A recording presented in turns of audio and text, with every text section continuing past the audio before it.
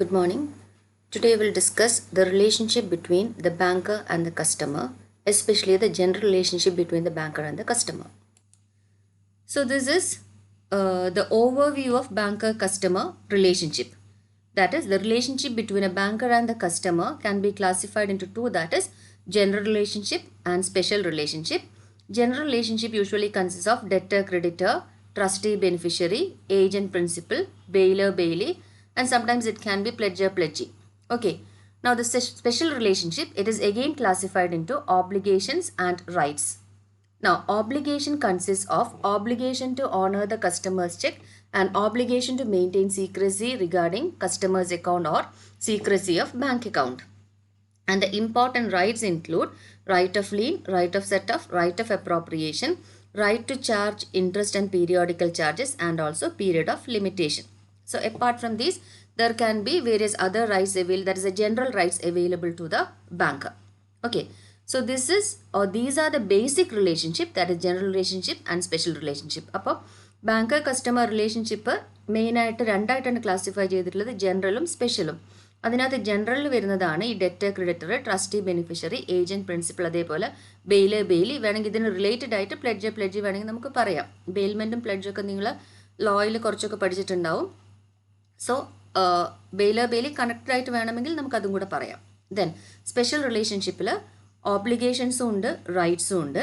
Then obligations മെയിനായിട്ട് രണ്ടാണുള്ളത്, that is obligation to honour customers ചെക്കും. ഇത് ബാങ്കറുടെ ഡെഫിനിഷൻ തന്നെ പറഞ്ഞിട്ടുണ്ട്, subject to the obligation of honouring the customers cheque from time to time എന്ന്. അപ്പോൾ അതിനകത്തുള്ള ഒരു ഓബ്ലിഗേഷനാണ് ഈ obligation to honour customers cheque. അതേപോലെ രണ്ടാമത്തെ obligation to maintain secrecy of bank account അല്ലെങ്കിൽ obligation to maintain secrecy regarding customers account. Then rights ആണെങ്കിൽ റൈറ്റ് ഓഫ് ലീൻ ഉണ്ട്, റൈറ്റ് ഓഫ് സെറ്റ് ഓഫ് ഉണ്ട്, റൈറ്റ് ഓഫ് അപ്രോപ്രിയേഷൻ ഉണ്ട്, right to charge interest and periodical charges ഉണ്ട്, period of limitation ഉണ്ട്. Then സാധാരണ ഒരു ബാങ്കർക്ക് available ആകാവുന്ന സാധാരണ ordinary റൈറ്റ്സും കൂടെ അതിനകത്ത് വന്നേക്കും. ഓക്കെ, ഇതാണ് ഒരു ഓവർവ്യൂ പറയാനുള്ളത് ബാങ്കർ കസ്റ്റമർ റിലേഷൻഷിപ്പിനെ പറ്റിയിട്ട്. Now we will discuss the general relationship between the banker and the customer.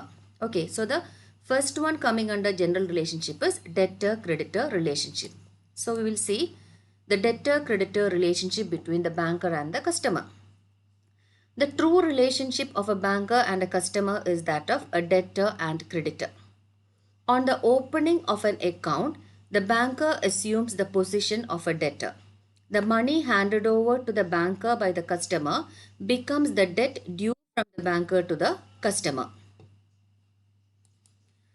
The money deposited by the customer with the bank is in legal terms the money lent by the customer to the banker who makes use of the same according to his discretion. The creditor has the right to demand back his money from the bank and the banker is under an obligation to repay the debt as and when he is required to do so. But it is not necessary that the repayment is made in terms of the same currency notes and coins. The payment, of course, must be made in terms of legal tender currency of the country. So this is the basic relationship between the banker and the customer. That is, the basic or the true relationship between the banker and the customer is that of debtor and creditor. Now, whenever the customer is opening an account with the banker, then the banker will be in the position of a debtor. And the money which is deposited by the customer with the bank, that constitute the debt due from the banker to the customer. Or in other words, that is the money, or it can be assumed that this is the money given by the customer to the banker who can make use of this money according to his discretion. You have studied the definition of banking. Okay, so banking, accepting for the purpose of lending or investment of deposits of money from the public. So the money which the banker receives from the public or the customer, this can be used by the banker according to his discretion. But here there are certain obligations on the part of the banker. And the basic obligation is that the banker has or the customer has a right to demand back the money which he has deposited with the banker. And here the banker is under the obligation to repay the debt as and when the banker is required to do so, or as and when it is demanded back by the customer. But here there is one right available to the banker, that is this repayment need not be made in terms of the same currency notes and coins, but definitely the payment should be made in the legal tender currency of the country. Okay, അപ്പം first relation അല്ലെങ്കിൽ basic relationship between the debtor and banker and customer എന്ന് പറയുന്നത് ഈ debtor creditor റിലേഷൻഷിപ്പാണ്. ഈ debtor creditor relationship start ചെയ്യുന്നത് customer ബാങ്കിൽ amount deposit ചെയ്യുന്ന സമയത്താണ് ഈ ഒരു ഡെറ്റർ ക്രെഡിറ്റർ റിലേഷൻഷിപ്പ് സ്റ്റാർട്ട് ചെയ്യുക. Okay, so whenever the customer is depositing money with the bank, ആ സമയത്ത് കസ്റ്റമർ ബാങ്കിൻ്റെ ക്രെഡിറ്റർ ആവും, ബാങ്ക് കസ്റ്റമറുടെ ഡെറ്ററും ആവും. ഓക്കെ, അതായത് കസ്റ്റമർ ബാങ്കിൽ എമൗണ്ട് ഡെപ്പോസിറ്റ് ചെയ്യുന്നു, ആ സമയത്ത് എന്താണ് കസ്റ്റമറുടേതാണ് പൈസ, ആ പൈസയാണ് കസ്റ്റമർ ബാങ്കിലേക്ക് ഡെപ്പോസിറ്റ് ചെയ്യുന്നത്. സോ ആ എമൗണ്ടിന് the customer becomes the creditor and the banker becomes the debtor. ഇനി ഈ ഡെപ്പോസിറ്റ് ചെയ്യുന്ന എമൗണ്ട്, ആ എമൗണ്ട് നമ്മൾ അസ്യൂം ചെയ്യുന്നത് കസ്റ്റമർ ബാങ്കിന് ലെൻഡ് ചെയ്തതായിട്ടാണ്, അല്ലെങ്കിൽ കസ്റ്റമർ ബാങ്കിന് ഹാൻഡ് ഓവർ ചെയ്യുന്നു. അങ്ങനെ ഹാൻഡ് ഓവർ ചെയ്തിരിക്കുന്ന എമൗണ്ട് ബാങ്കിന് എങ്ങനെ വേണമെങ്കിലും യൂസ് ചെയ്യാം. അതാണ് നമ്മൾ ബാങ്കിങ്ങിൻ്റെ ഡെഫിനിഷൻ പറഞ്ഞിരിക്കുന്നത്, accepting for the purpose of lending or investment of deposits of money from the public എന്ന്. അപ്പം അങ്ങനെ പബ്ലിക്കിൻ്റെ കയ്യിൽ നിന്ന് ആക്സെപ്റ്റ് ചെയ്തിരിക്കുന്ന ഡെപ്പോസിറ്റ് ആ ബാങ്കിന് വേണമെങ്കിൽ ലെൻഡ് ചെയ്യാൻ വേണ്ടി യൂസ് ചെയ്യാം, അല്ലെങ്കിൽ വേറെ എവിടെയെങ്കിലും പ്രോഫിറ്റബിളായിട്ട് ഇൻവെസ്റ്റ് ചെയ്യാൻ വേണ്ടിയിട്ട് യൂസ് ചെയ്യാം. അങ്ങനെ ബാങ്കിൻ്റെ ഡിസ്ക്രിപ്ഷൻ അനുസരിച്ചിട്ട് യൂസ് ചെയ്യാം. പക്ഷേ അവിടെ ഒരു കാര്യമുള്ളത് എന്താണെന്ന് വെച്ച് കഴിഞ്ഞാൽ കസ്റ്റമർക്ക് ബാങ്കിൽ ഡെപ്പോസിറ്റ് ചെയ്തിരിക്കുന്ന എമൗണ്ട് എപ്പോൾ വേണമെങ്കിലും ഡിമാൻഡ് ബാക്ക് ചെയ്യാം, അല്ലെങ്കിൽ തിരിച്ചെടുക്കാവുന്നതാണ്. അപ്പം അങ്ങനെ തിരിച്ചെടുക്കാനുള്ള റൈറ്റ് കസ്റ്റമർക്കുള്ളത് കൊണ്ട് തന്നെ ബാങ്കിന് അവിടെ ഒരു ഓബ്ലിഗേഷനും ഉണ്ട്. അപ്പോൾ ബാങ്കിൻ്റെ ഓബ്ലിഗേഷൻ എന്താണെന്ന് വെച്ച് കഴിഞ്ഞാൽ കസ്റ്റമർ എപ്പോഴാണോ ഈ ഒരു എമൗണ്ട് ഡിമാൻഡ് ബാക്ക് ചെയ്യുന്നത്, ആ സമയത്ത് ബാങ്ക് കസ്റ്റമർക്ക് ആ എമൗണ്ട് തിരിച്ചു കൊടുക്കണം. ഇവിടെ ഒരു കാര്യം പറഞ്ഞിരിക്കുന്നത്, ഈ തിരിച്ചു കൊടുക്കുന്നത് ഒരിക്കലും അത് കസ്റ്റമർ ഏത് നോട്ടോ കോയിനോ ആണോ ബാങ്കിൽ ഡെപ്പോസിറ്റ് ചെയ്തിരിക്കുന്നത് അതേ കറൻസി നോട്ട്സും കോയിൻസും തിരിച്ചു കൊടുക്കാനുള്ള ഓബ്ലിഗേഷൻ ബാങ്കിൻ്റെ ഭാഗത്തില്ല. പക്ഷേ ബാങ്ക് എപ്പോഴും ലീഗൽ ടെൻഡർ കറൻസി, അതായത് ഇവിടെയാണെങ്കിൽ റുപ്പി, ഓക്കെ, അപ്പം നമ്മുടെ ലീഗൽ ടെൻഡർ കറൻസിയിൽ തന്നെ ആ റീപേയ്മെൻറ്റ് നടത്തണം, അല്ലാതെ കസ്റ്റമർ ഡെപ്പോസിറ്റ് ചെയ്തിരിക്കുന്ന same currency notes and coins തിരിച്ചു കൊടുക്കാനുള്ള ഒരു ഓബ്ലിഗേഷൻ ബാങ്കിനില്ല. ഇതാണ് ആദ്യത്തെ relationship, that is debtor creditor relationship. So whenever the customer deposits amount with the banker becomes the debtor and the customer becomes the creditor.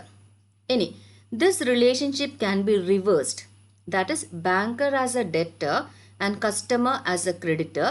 This relationship can be reversed whenever this customer is taking a loan from the bank. Okay, so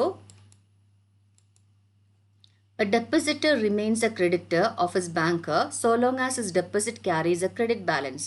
But when the account is overdrawn, the relationship of a banker and a customer as a debtor and creditor is reversed. That is, the banker becomes the creditor and the customer becomes the debtor. Okay, so whenever the depositor or the customer is taking a loan from the bank, or whenever the customer is overdrawing his account, then in this case the relationship between the banker and the customer will be reversed. Okay, so in this case the customer will become the debtor and the banker will become the creditor. അപ്പോൾ കസ്റ്റമർക്ക് ബാങ്കിൽ deposit ഉള്ളിടത്തോളം കാലം മാത്രമേ customer ക്രെഡിറ്ററും banker ഡെറ്ററും ആവുന്നുള്ളൂ. Then ഈ relationship തിരിച്ചിട്ട് banker ക്രെഡിറ്ററും customer ഡെറ്ററും ആവുന്ന ഒരു റിലേഷൻഷിപ്പ് വരും. എപ്പോഴാണ്? ഒന്നുകിൽ കസ്റ്റമറുടെ അക്കൗണ്ട് കസ്റ്റമർ ഓവർഡ്രോ ചെയ്ത്, അതായത് നമ്മൾ ഓവർ ഡ്രാഫ്റ്റിൻ്റെ കാര്യം പറഞ്ഞിട്ടുണ്ടായിരുന്നു. ചിലപ്പോൾ കറണ്ട് അക്കൗണ്ട് ഉള്ളതിനേക്കാളും കൂടുതൽ എമൗണ്ട്, ഇപ്പോൾ 10,000 റുപ്പീസാണ് ഡെപ്പോസിറ്റ്, ചിലപ്പോൾ ബാങ്കർ കസ്റ്റമർക്ക് ഒരു 15,000 വരെ വിഡ്രോ ചെയ്യാനുള്ള റൈറ്റ് കൊടുത്തിട്ടുണ്ടാവും. അങ്ങനെ എക്സസ് വിഡ്രോ ചെയ്യുന്ന കേസിനെയാണ് നമ്മൾ ഈ ഓവർ ഡ്രാഫ്റ്റ് എന്ന് പറയുന്നത്. അങ്ങനെ കസ്റ്റമർ ബാങ്കിൽ നിന്ന് എമൗണ്ട് ഓവർഡ്രോ ചെയ്തിട്ടുണ്ടെങ്കിൽ, ഇനി അതുമല്ലെങ്കിൽ കസ്റ്റമർ ബാങ്കിൻ്റെ കയ്യിൽ നിന്ന് ലോൺ എടുക്കുന്നുണ്ടെങ്കിൽ, ഇങ്ങനെയുള്ള സിറ്റുവേഷനിൽ ഈ പറഞ്ഞിരിക്കുന്ന ഡെറ്റർ ക്രെഡിറ്റർ റിലേഷൻഷിപ്പ് റിവേഴ്സ് ആവും. എന്ന് വെച്ചാൽ ഈ സിറ്റുവേഷനിൽ കസ്റ്റമർ ഡെറ്റർ ആയിരിക്കും, കാരണം ലോൺ എടുക്കുകയാണ്, അത് തിരിച്ചു കൊടുക്കേണ്ടതാണ്. So customer will become the debtor and the banker will become the creditor. ഇതാണ് ഡെറ്റർ ക്രെഡിറ്റർ റിലേഷൻഷിപ്പ്. ഡെപ്പോസിറ്റ് ചെയ്യുന്ന സമയത്ത് കസ്റ്റമർ ക്രെഡിറ്ററും ബാങ്കർ ഡെറ്ററും ആയിരിക്കും.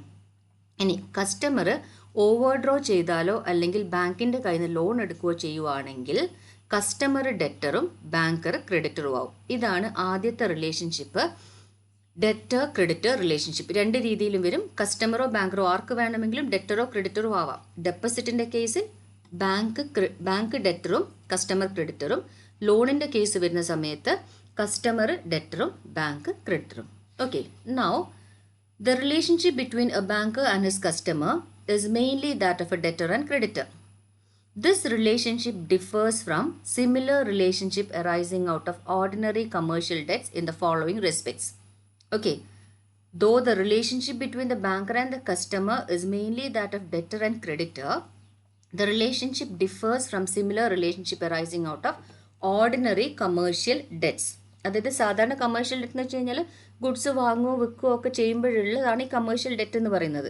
അപ്പോൾ ഈ ഗുഡ്സ് ക്രെഡിറ്റിൽ വാങ്ങുകയും വിൽക്കുകയോ ഒക്കെ ചെയ്യുന്ന സമയത്തും there exist the relationship between the buyer and the seller, that is that of debtor and creditor. അപ്പോൾ ക്രെഡിറ്റ് സെയിൽസോ ക്രെഡിറ്റ് പർച്ചേസോ നടക്കുന്ന സമയത്തും നമുക്കൊരു ഡെറ്റർ ക്രെഡിറ്റർ റിലേഷൻഷിപ്പ് ഉണ്ടാവുമായിരിക്കും. അതായത് ക്രെഡിറ്റിൽ ഗുഡ്സ് വാങ്ങുന്നയാൾ ഡെറ്ററും ഗുഡ്സ് സെല് ചെയ്യുന്നയാൾ ക്രെഡിറ്ററും. ഇവിടെയും നമ്മൾ ബാങ്ക് കസ്റ്റമർ റിലേഷൻഷിപ്പ് പറഞ്ഞിരിക്കുന്നത് ഈ ഡെറ്റർ ക്രെഡിറ്റർ റിലേഷൻഷിപ്പ് തന്നെയാണ്. അതായത് ചില കേസിൽ ബാങ്കർ ഡെറ്റർ ആയിരിക്കും അല്ലെങ്കിൽ ക്രെഡിറ്റർ ആയിരിക്കും, ചില സിറ്റുവേഷനിൽ കസ്റ്റമർ ഡെറ്റർ ആയിരിക്കും അല്ലെങ്കിൽ ക്രെഡിറ്റർ ആയിരിക്കും. അപ്പോൾ ഈ പറഞ്ഞിരിക്കുന്നത് എന്താണെന്ന് വെച്ച് കഴിഞ്ഞാൽ ഇങ്ങനെ ബാങ്ക് കസ്റ്റമർ റിലേഷൻഷിപ്പ്, അതായത് ബാങ്കും കസ്റ്റമറും തമ്മിലുള്ള ഡെറ്റർ ക്രെഡിറ്റർ റിലേഷൻഷിപ്പും ഓർഡിനറി കമേഴ്ഷ്യൽ ഡെറ്റിൻ്റെ കേസിൽ വരുന്ന ഡെറ്റർ ക്രെഡിറ്റർ റിലേഷൻഷിപ്പും തമ്മിൽ ചില ഡിഫറൻസ് ഉണ്ട്. അപ്പോൾ ആ ഡിഫറൻസ് എന്താണ് എന്നുള്ളതാണ് അടുത്ത പറയുന്നത്. The first point is the creditor must demand payment. So the first point of difference between the banker and customer as a debtor and creditor and the ordinary debtor-creditor relationship from the commercial debt. So the first point is the creditor must demand payment. In the case of ordinary commercial debt, the debtor pays the amount on specified date or earlier or whenever demanded as per the terms of contract. But in the case of deposit in the bank, the banker is not required to pay the amount unless the creditor makes a demand for payment. This difference is due to the fact that banker is not an ordinary debtor. He accepts the deposit with an additional obligation to honor his customer's check. The depositor makes the deposit for his convenience, and a demand by the creditor is therefore essential for the refund of the deposited money.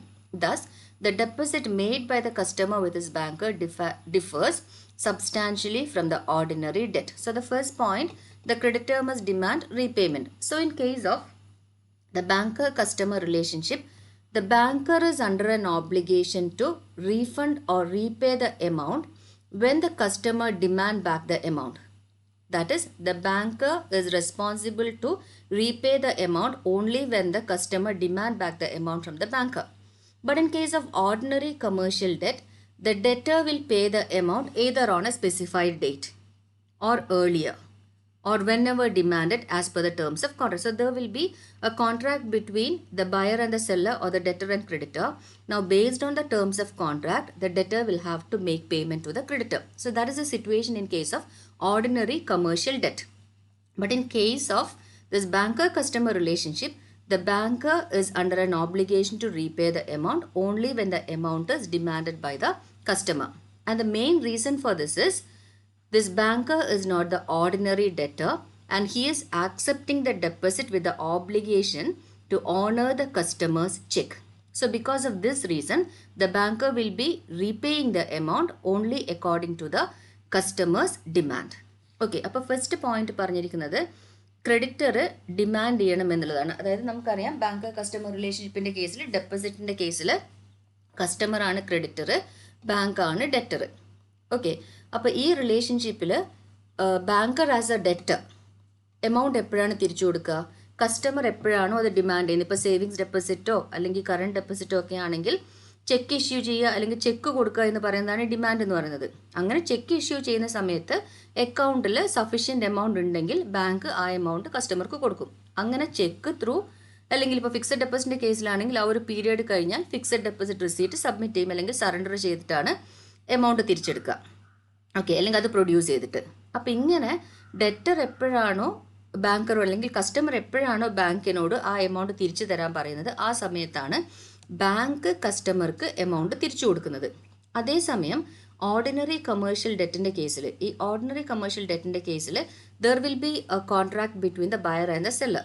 ആ ഒരു contract പറഞ്ഞിരിക്കുന്ന terms അനുസരിച്ചിട്ട് അല്ലെങ്കിൽ ഏതെങ്കിലും ഒരു specified ഡേറ്റിന് അല്ലെങ്കിൽ അതിന് മുമ്പ് കസ്റ്റമർക്ക് പെട്ടെന്ന് തിരിച്ചു കൊടുക്കാൻ പറ്റുമെങ്കിൽ അപ്പോൾ കൊടുക്കാം. അപ്പോൾ എങ്ങനെ വേണമെങ്കിലും ആ ഒരു ഡെറ്റ് സെറ്റിൽ ചെയ്യാം. അത് ക്രെഡിറ്റർ ഡിമാൻഡ് ചെയ്യാൻ വേണ്ടിയിട്ട് ഡെറ്റർ കാത്തു നിൽക്കേണ്ട ആവശ്യം വരുന്നില്ല. ഓക്കെ. അതേസമയം ബാങ്കിൻ്റെ കേസിൽ കസ്റ്റമർ ചോദിക്കുമ്പം അല്ലെങ്കിൽ കസ്റ്റമർ ആസ് എ ക്രെഡിറ്റർ ചോദിക്കുമ്പോൾ മാത്രമേ ബാങ്കർ ആസ് എ ഡെറ്റർ അത് തിരിച്ചു കൊടുക്കേണ്ട ആവശ്യം വരുന്നുള്ളൂ. ഇതാണ് ഒന്നാമത്തെ ഡിഫറൻസ്. അതിൻ്റെ കാരണമാണ് ഇവിടെ പറഞ്ഞിരിക്കുന്നത്. ബാങ്കർ ഓർഡിനറി ഡെറ്റർ അല്ല. The banker has an obligation to honor his customer's check. അതേപോലെ തന്നെ the depositor makes the deposit for his convenience and therefore demand by the creditor is essential for the refund of the deposited money. ഇത് ഒന്നാമത്തെ point. Okay. Now the second point. Second point is proper place and time of demand. Okay. അല്ലെങ്കിൽ proper place and time of payment അല്ലെങ്കിൽ repayment. അങ്ങനെയും പറയാം. The demand by the creditor must be made at the proper place and the proper time. A banker is bound to honor his customer's check only if it is drawn on the particular branch of the bank where the deposit is made, unless special arrangements have been made with the banker for the repayment of the deposited money at some other branch. It is also essential that the demand must be made during banking hours only on a working day. These rules are not applicable for a commercial debt. So, with regard to the place of payment, the banker need to pay the amount only at the bank's place. That is, the branch in which the customer is having an account. But here, today there is core banking and also universal banking. So, various other facilities are available nowadays. But usually the check will be honored at the branch where the customer is having an account. But in case necessary arrangement has been made, then the banker can get the amount from say other branches also. Okay. So anyway, it will be received only at the bank counter. So that is proper place. Now with regard to the time, the banking debt is repayable only during banking hours on a working day. ഈ banking hours എന്ന് വെച്ച് കഴിഞ്ഞാൽ that is the time when the banker will be dealing with the customer.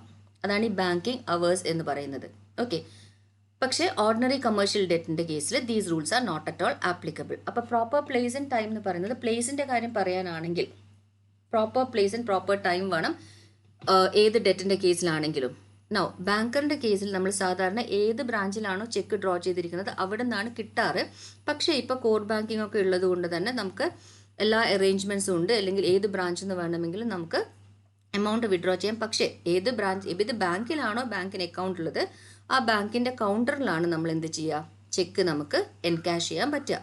അതേപോലെ ടൈമിൻ്റെ case പറയാനാണെങ്കിൽ banking അവേഴ്സിൽ on a working day അങ്ങനെയാണ് നമ്മൾ എന്ത് ചെയ്യുന്നത് അല്ലെ. ടൈമിൻ്റെ കേസ് പറഞ്ഞാൽ during banking as on a working day മാത്രമേ നമുക്കിത് എൻകാഷ് ചെയ്യാൻ പറ്റുള്ളൂ. ഈ ATM ഫെസിലിറ്റീസ് അതൊന്നുമല്ല ഞാൻ മെൻഷൻ ചെയ്യുന്നത്. യൂഷ്വൽ ഓർഡിനറി ബാങ്കിങ് ബിസിനസ് ആണ്. അതായത് ചെക്ക് ഡ്രോ ചെയ്ത് ബാങ്കിൽ കൊണ്ടുപോയി തിരിച്ചെടുക്കുന്ന കാര്യമാണ് ഈ സെറ്റിൽമെൻറ്റിൽ പറഞ്ഞത്. ഓക്കെ. അപ്പോൾ സാധാരണ കേസിൽ നമുക്ക് ഈ banking as on a working ഡേയിലാണ് നമുക്ക് ഈ ചെക്ക് എൻകാഷ് ചെയ്യാൻ പറ്റുക എന്നുള്ളതാണ്. അല്ലെങ്കിൽ എമൗണ്ട് ബാങ്കിൽ പോയിട്ട് എമൗണ്ട് വിഡ്രോ ചെയ്യണമെങ്കിൽ ഉള്ള കാര്യമാണ് പറഞ്ഞത്. ഓക്കെ. ഇനി ബാങ്കിങ് അവേഴ്സ് എന്ന് പറയുന്നത് എന്താണ്? ബാങ്കിങ് അവേഴ്സ് എന്ന് വെച്ച് കഴിഞ്ഞാൽ ഈ ബാങ്കറും കസ്റ്റമറും തമ്മിൽ ഡീൽ ചെയ്യുന്ന അവേഴ്സ്. അതായത് നമുക്കറിയാം ഇപ്പം 10 to 5 ആണ് ബാങ്കിങ് അവേഴ്സ് ആണെങ്കിൽ പോലും നമുക്ക് എന്താണ് ചിലപ്പോൾ പറയും പബ്ലിക്കിന് ഡീൽ ചെയ്യാനുള്ള അവർ ചിലപ്പോൾ 2 മണി വരെ ആയിരിക്കും, ചിലപ്പോൾ അത് 4 മണി വരെ ആയിരിക്കും. കുറേ കാലം നമുക്ക് എന്താണ് 2 മണി വരെ ആയിരുന്നു, പിന്നെ അത് 4 മണി വരെ ആക്കി, പിന്നെ സാറ്റർഡേ സൺഡേ ലീവായ സമയത്ത് പിന്നെ എക്സ്റ്റെൻഡ് ചെയ്തു, അങ്ങനെയൊക്കെ ആയിരുന്നു വന്നത്. അപ്പം ഏത് ടൈമിലാണോ പബ്ലിക്കുമായിട്ട് ബാങ്ക് ഡീൽ ചെയ്യുന്നത് ആ ടൈമിനെയാണ് ബാങ്കിങ് അവേഴ്സ് എന്ന് പറയുന്നത്. That depends. ദെൻ സാറ്റർഡേ പണ്ട് എന്താണ് 1:30 വരെയോ അങ്ങനെയും കണ്ടായിരുന്നു, പിന്നെ അത് മാറ്റിയിട്ട് second Saturdays and fourth Saturday ലീവായ സമയത്ത് അത് പിന്നെയും അത് മാറ്റി. അപ്പം അങ്ങനെ ചേഞ്ചസ് വരാം. പക്ഷേ ബാങ്കും കസ്റ്റമറും അല്ലെങ്കിൽ ബാങ്കും പബ്ലിക്കും തമ്മിൽ ഡീൽ ചെയ്യുന്ന ആ ഒരു ടൈം പീരീഡിനെയാണ് നമ്മൾ ബാങ്കിങ് അവേഴ്സ് എന്ന് പറയുക. And it should be A working day. അതേസമയം കമേഴ്ഷ്യൽ ഡെറ്റിൻ്റെ കേസിൽ ഈ റൂൾസ് ഒന്നും തന്നെ ആപ്ലിക്കബിൾ അല്ല. ദെൻ മൂന്നാമത്തെ point, demand must be made in proper manor.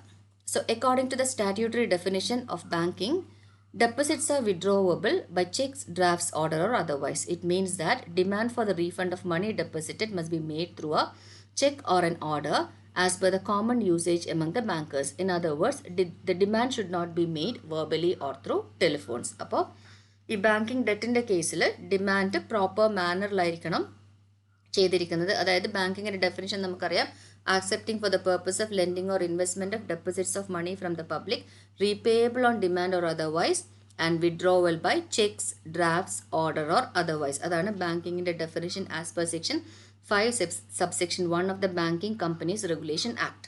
Okay, so the banking deposits are withdrawable by check, drafts, order or otherwise ആണ്. Then it means that the demand for the refund of money deposited must be made through a check or an order. അതായത് savings ഡെപ്പോസിറ്റും current ഡെപ്പോസിറ്റും ഒക്കെ ആണെങ്കിൽ നമ്മൾ check produce ചെയ്യേണ്ടി വരും. ഇനി fixed deposit ആണെങ്കിൽ fixed deposit receipt produce ചെയ്യേണ്ടി വരും. അപ്പോൾ എങ്ങനെയായാലും there should be A proper manor. അല്ലാതെ വെറുതെ ബാങ്കിൽ വിളിച്ചു പറഞ്ഞിട്ട് ഇത്ര എമൗണ്ട് വേണമെന്ന് പറഞ്ഞു കഴിഞ്ഞാൽ അവരിങ്ങ് കൊണ്ടുതരുമൊന്നുമില്ല. So the demand should not be made verbally or through telephones. ഇതൊന്നും തന്നെ കമേഴ്ഷ്യൽ ഡെറ്റിൻ്റെ കേസിൽ അല്ലെങ്കിൽ ഓർഡിനറി കമേഴ്ഷ്യൽ ഡെറ്റിൻ്റെ കേസിൽ ആപ്ലിക്കബിൾ അല്ല. അപ്പോൾ there are three main points which distinguishes between the ordinary commercial debt, that is the debtor-creditor relationship in case of ordinary commercial debt, and debtor-creditor relationship in case of banking debt. ആ 3 points ആണ്. ഒന്ന്, the creditor must demand payment. രണ്ടാമത്തത്, proper place and time of demand or payment. Then demand must be made in the proper manner. ഈ 3 points ആണ് ordinary commercial ഡെറ്റിലുള്ള debtor creditor റിലേഷൻഷിപ്പും banking ഡെറ്റിൻ്റെ കേസിലുള്ള ഡെറ്റർ ക്രെഡിറ്റർ റിലേഷൻസ് തമ്മിൽ distinguish ചെയ്യുന്നത്. Okay, now the second relationship between the banker and the customers trustee beneficiary relationship. നമ്മൾ 4 റിലേഷൻഷിപ്പാണ് പറഞ്ഞിട്ടുണ്ടായിരുന്നത്. ഒന്ന് ഡെറ്റർ ക്രെഡിറ്റർ റിലേഷൻഷിപ്പ്. ആ ഡെറ്റർ ക്രെഡിറ്റർ റിലേഷൻഷിപ്പാണ് ഇതുവരെ പറഞ്ഞത്. Now the second relationship is trustee beneficiary relationship. Now, under certain circumstances, the banker enters into fiduciary, that is the relationship based on faith. Okay, so fiduciary relationship between their customers. In the case of securities or valuables deposited for safe custody, the banker's position is that of the trustee. A trustee holds money or assets and performs certain functions for the benefit of some other person called the beneficiary. The legal position of the banker as a trustee is different from that of debtor and his customers. As a debtor, the banker is free to use the funds in any manner he likes. But funds coming into his hands in his capacity as a trustee can be applied only for that specific purpose. The position of the banker as a trustee or debtor is determined according to the circumstances of each case. If he does something in the ordinary course of his business without any specific direction from the customer, he is acting as a debtor or a creditor. To illustrate the distinction between the two positions of a banker, we can take the example of collection of checks by the banker. Till the check is collected, the position of the banker is that of the trustee. Once collection is over and the account is credited, the banker is in the position of a debtor. So the second relationship is based on the faith, that is the banker may come into or enter into a fiduciary relationship between the or with the customer. Okay, such a relationship is called trustee beneficiary relationship. Now, who is a trustee? A trustee is a person who holds money or assets and performs certain functions for the benefit of some other person, and this person for whose benefit the trustee is acting is called the beneficiary.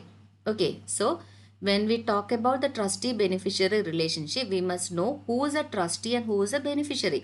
So the trustee is a person who will be holding some money or asset or will be performing certain functions for the benefit of another person. That person is called the trustee. Now the person for whose benefit the other person, that is the trustee, is acting, that one is known as beneficiary. So when does this trustee beneficiary relationship begin? In case of banker customer relationship, that is in case of securities or valuables deposited for safe custody, the banker's position is that of the trustee. So whenever the customer is depositing certain securities or valuables with the banker, then this relationship begins. അപ്പോൾ നമ്മൾ ഈ trustee beneficiary relationship പറയുന്നത് സാധാരണ deposit ചെയ്യുന്ന സമയത്ത് debtor creditor loan എടുക്കുന്ന സമയത്ത് creditor debt ആ ഒരു റിലേഷൻഷിപ്പാണ്.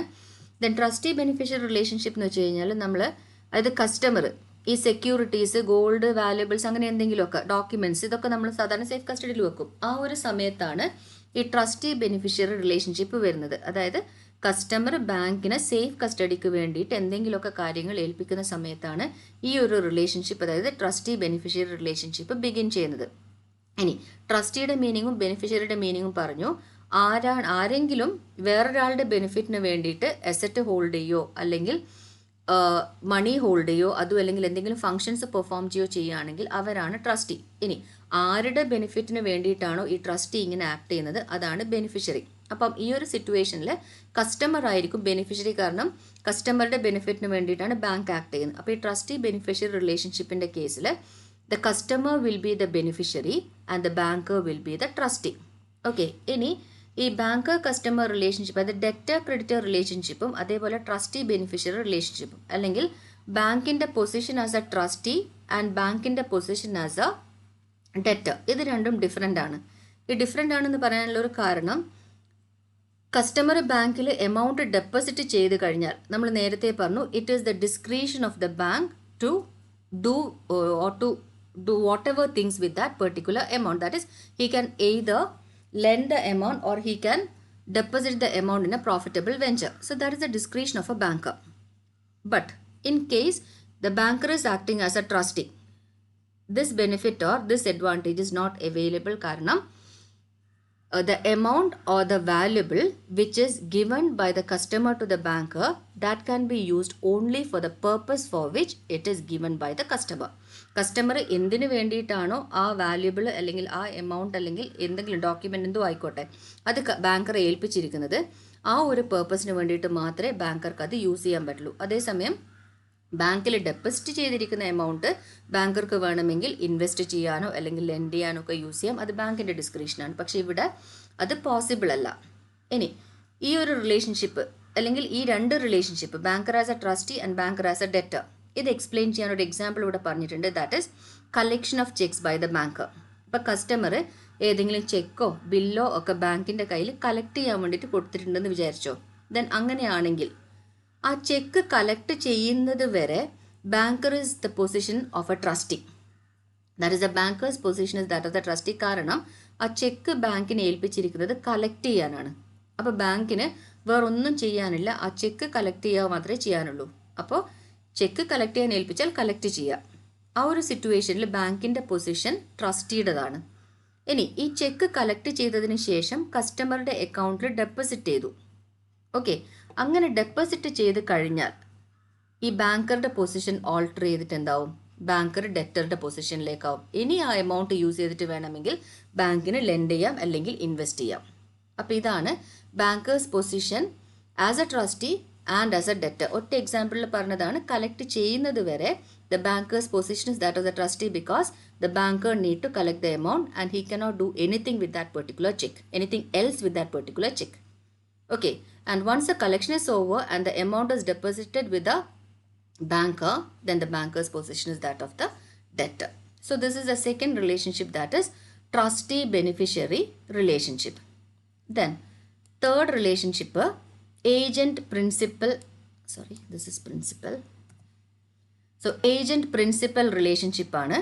A modern banker performs many functions as agent of his customer for his convenience. അപ്പോൾ ഈ ഒരു റിലേഷൻഷിപ്പിൽ the banker will be acting as an agent and customer will be the principal. So in case of agent principal relationship, the banker's position will that of the agent and principal, or the debtor's position, or the customer's position will that of the principal. Okay, അപ്പോൾ agent principal relationshipനകത്ത് banker ഏജന്റും customer principalും ആയിരിക്കും. And a modern banker performs many functions as agent of his customer for his convenience. Some of the agency functions are buying and selling securities, collection of checks, payment of bills, then making periodical payment. അതായത് ചിലപ്പോൾ bill, telephone bill, electricity bill, ഇതൊക്കെ അടക്കാൻ വേണ്ടിയിട്ട് ചിലപ്പോൾ ബാങ്കിനെ ഏൽപ്പിച്ചിട്ടുണ്ടാവും. അതേപോലെ തന്നെ salary, pension ഒക്കെ കളക്ട് ചെയ്യാൻ വേണ്ടിയിട്ട് ബാങ്കിനെ ഏൽപ്പിച്ചിട്ടുണ്ടാവും. ഇങ്ങനെയുള്ള കാര്യങ്ങളൊക്കെ ബാങ്കർ ആസ് എൻ ഏജന്റ് പ്രിൻസിപ്പലിന് വേണ്ടിയിട്ട് പെർഫോം ചെയ്യുന്നതാണ്.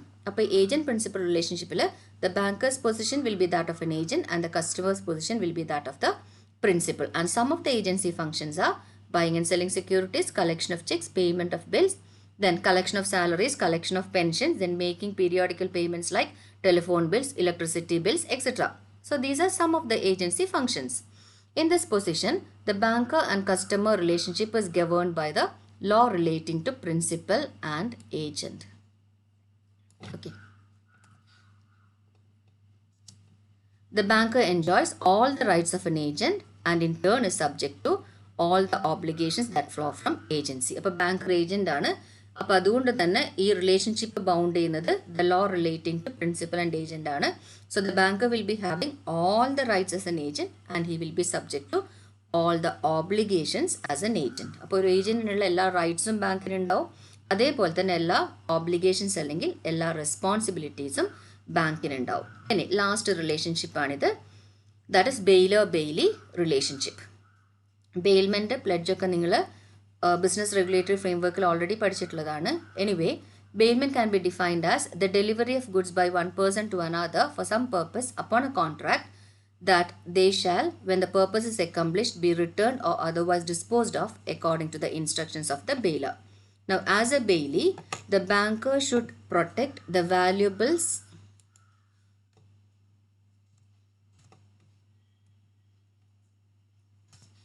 in his custody with reasonable care.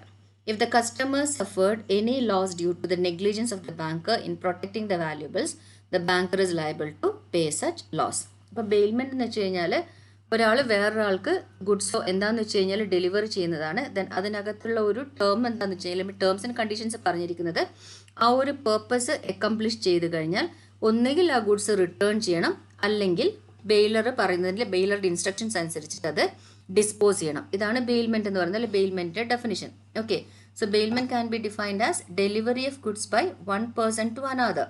So here it can be from the customer to the banker for some purpose upon a contract that they shall, when the purpose is accomplished, be returned or otherwise disposed of according to the instructions of the bailor. ചിലപ്പോൾ നമ്മൾ customer ബാങ്കിന് എന്തെങ്കിലും സെക്യൂരിറ്റിയോ മറ്റോ കൊടുത്തതായിരിക്കും. ഇനി അപ്പോൾ ആ loan തിരിച്ച് കൊടുത്തു കഴിഞ്ഞ് കഴിഞ്ഞാൽ ആ സെക്യൂരിറ്റി എന്ത് ചെയ്യണം? ബാങ്ക് കസ്റ്റമർക്ക് തിരിച്ചു കൊടുക്കണം. ഓക്കെ, ചിലപ്പോൾ സപ്പോസ് ഒരു ലോൺ എടുക്കാൻ വേണ്ടിയിട്ട് കസ്റ്റമർ ബാങ്കിൻ്റെ കേസിൽ എന്തെങ്കിലും സെക്യൂരിറ്റി കൊടുത്തതാണെങ്കിൽ ആ ലോൺ എപ്പോഴാണോ തിരിച്ചടക്കുന്നത് ആ സമയത്ത് വേണമെങ്കിൽ എന്ത് ചെയ്യണം? കസ്റ്റമർക്ക് ബാങ്ക് ഈ സെക്യൂരിറ്റി തിരിച്ചു കൊടുക്കണം. ഇനി മീൻ ടൈം ബാങ്കിൻ്റെ നെഗ്ലിജിയൻസ് കൊണ്ട് എന്തെങ്കിലും കേടുപാടുകൾ അല്ലെങ്കിൽ എന്തെങ്കിലും ലോസ് ആ ഒരു സെക്യൂരിറ്റിക്ക് സംഭവിച്ചിട്ടുണ്ടെങ്കിൽ the banker is liable to pay for such loss. അതായത് ഇതിൻ്റെ സേഫ് കസ്റ്റഡി ആ സെക്യൂരിറ്റിയുടെ അല്ലെങ്കിൽ എന്താണോ കൊടുത്തിരിക്കുന്നത് അല്ലെങ്കിൽ എന്താണോ ഹാൻഡ് ഓവർ ചെയ്തിരിക്കുന്നത് അതിൻ്റെ safe custody is the responsibility of the banker. So this is the baler bailee relationship. The customer will be the bailor and banker will be the bailee. Okay, so as a bailee, the banker should protect the valuables in his custody with reasonable care. If the customer suffered any loss due to the negligence of the banker in protecting the valuables, the banker is liable to pay such loss. ഇതാണ് 4 relationships. അതായത് ഈ പറഞ്ഞിരിക്കുന്ന റിലേഷൻഷിപ്പിൽ general റിലേഷൻഷിപ്പാണ് നമ്മൾ പറഞ്ഞത്. That is debtor creditor relationship, then trustee beneficiary relationship, agent principal relationship, and also bailor bailee relationship. Okay, thank you.